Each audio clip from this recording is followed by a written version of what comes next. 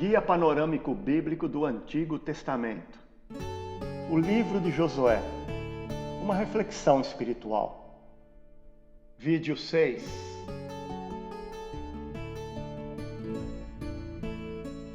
Uma breve descrição da jornada do povo de Israel, do Egito a Canaã.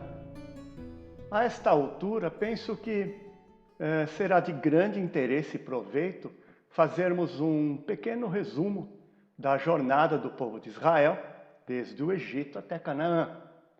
Pois, como já temos visto, tudo isso está relacionado com nossa própria jornada espiritual em direção à nossa pátria celestial, nossa Canaã em Cristo.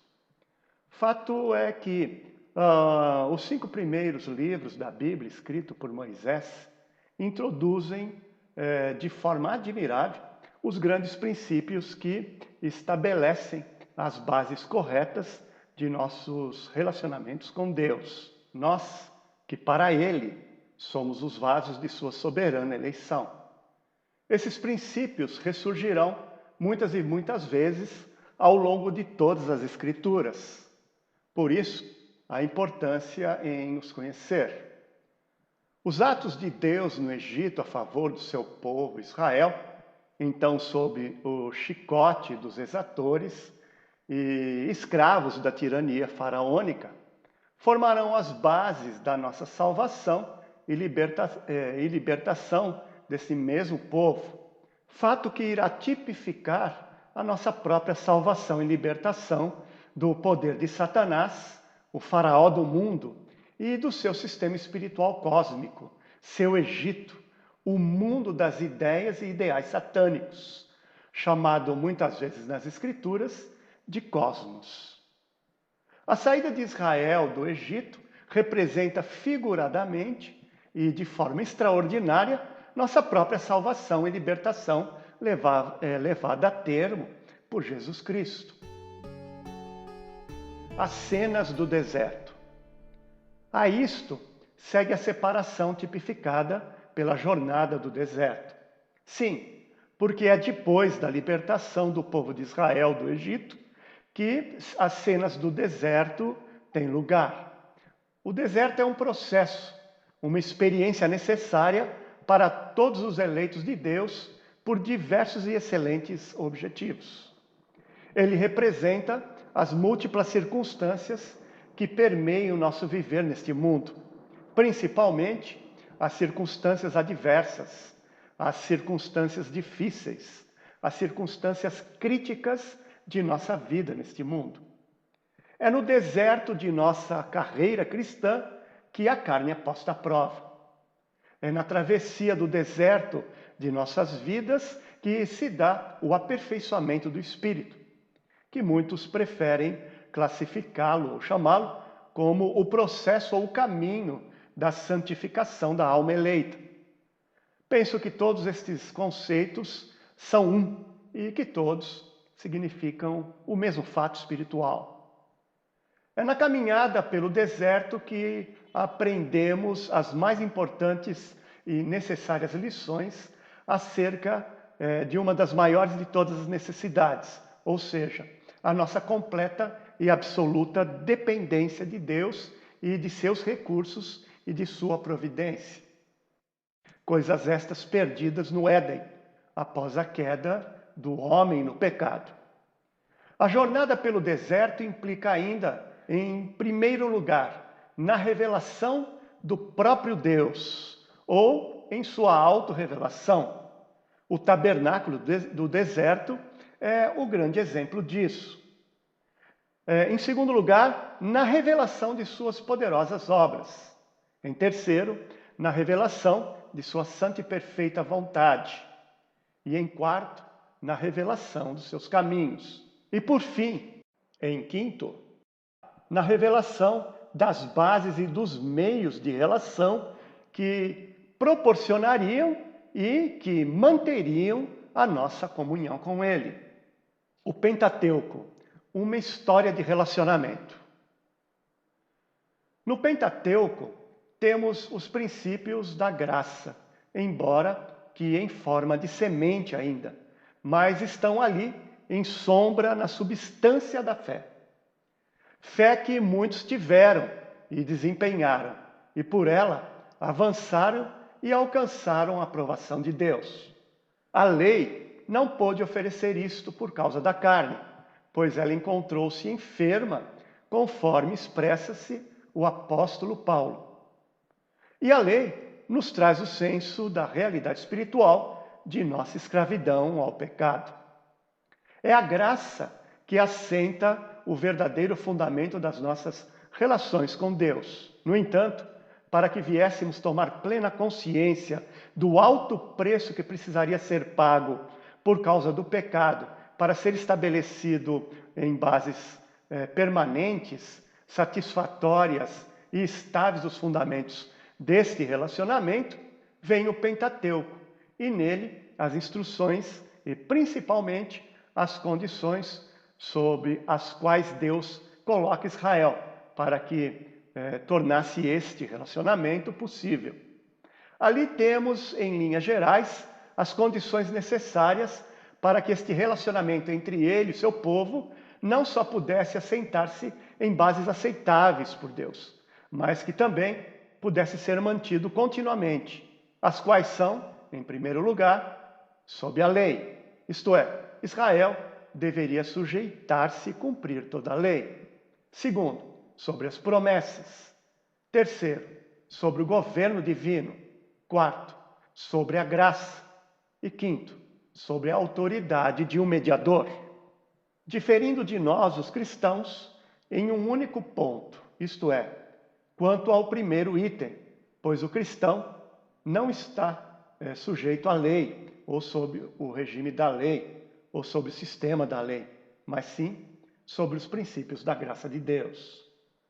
Fato é que, para Israel, a jornada toda registrada a partir de Êxodo, que segue até o final do Pentateuco, fala de uma história no deserto, uma história vivenciada por Israel, uma história amarga para este povo, uma história que não precisaria ser como foi e que acabou tendo desfecho triste e trágico por causa de sua incredulidade, a despeito de todos os sinais e prodígios realizados por Deus diante de olhares admirados e estupefatos, porém cegos e insensíveis pelo endurecimento da incredulidade. Isso tudo que ali ocorreu leva-nos a constatar que não basta a existência de manifestações de sinais prodigiosos, poderosos, milagrosos da parte de Deus, diante da incredulidade. Pois não são demonstrações do exercício do poder de Deus que suscita ou resulta a fé verdadeira, mas tão somente o dom da graça de Deus. Pois, como se sabe, vindo mais tarde o Senhor da Glória, operando grandes sinais e maravilhas no meio de Israel, seu povo terreno, este por fim veio a rejeitá-lo drasticamente, exibindo uma vez mais a mesma rigidez vergonhosa e peçonhenta da incredulidade. O Pentateuco, sombras da realidade.